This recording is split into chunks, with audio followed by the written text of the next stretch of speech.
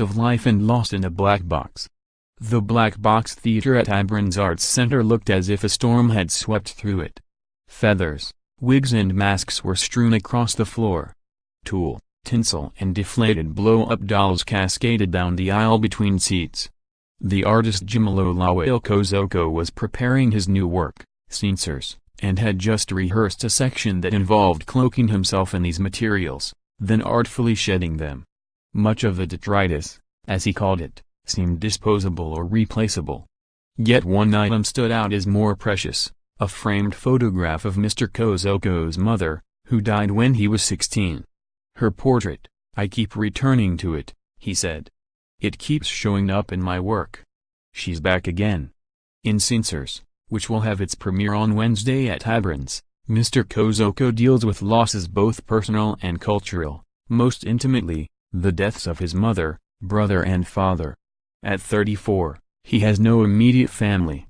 In exploring notions of resurrection, Mr. Kosoko, who is Nigerian-American and grew up in Detroit, has also been thinking more broadly about ideas that may be extinct or dying, he said, particularly in relation to the black church, black folk tradition and the erosion of old modes of congregating.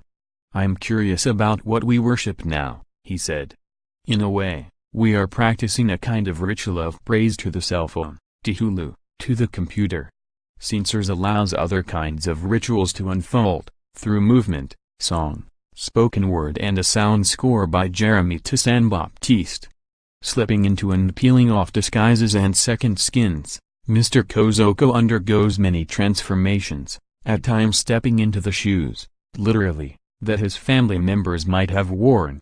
In those moments he considers what it means to embody a spirit, be overcome by a spirit, he said. To become my mother or father and take on that physicality. An avid reader who came to performance through writing poetry, Mr. Kosoko anchored the creation of Séancers in several texts, including Audre Lorde's 1978 poem Power, Howardina Pindell's 1980 short film Free, White and 21 and a recent radio interview with the civil rights activist and theologian Ruby Sales. Fellow performers anchor him, too. A different guest artist, or Séancers, will join Mr. Kosoko on stage each night, helping to usher in a work. "It's really an unruly experience that we're trying to frame inside of this black box," he said. That unruliness reflects the personal history embedded in the piece, a life that has been anything but tidy. As a child Mr. Kosoko lived mostly in Detroit with his mother, who, he said, struggled with alcoholism, paranoid schizophrenia and scleroderma, an autoimmune disease. He also lived in Mississippi with his grandmother, a more stable caretaker. She died before he went to high school. In 2015, his brother was stabbed to death in Denver at the age of 22. Shortly after, his grandfather died. And this August, while creating Séancers, he received news of his father's death. "What might these losses reveal to me?" Mr. Kosoko said. "I'm thinking a lot about trying to heal, strategies of survival that have been embedded in black thought, black life, really since black people landed on the Americas, about larger societal traumas and my own personal traumas and how they're engaged in this stance." Amid what he calls his very complicated upbringing, Mr. Kosoko found space to process loss, or begin to. He attended high school on a full scholarship at the bucolic Interlochen Arts Academy in Michigan, studying writing and photography.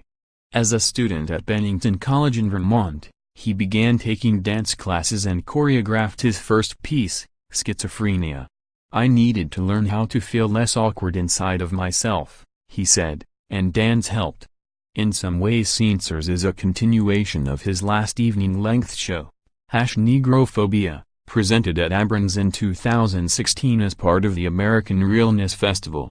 That work, a more explicit reckoning with his brother's death and violence against black men in the United States, has toured Europe over the past 2 years.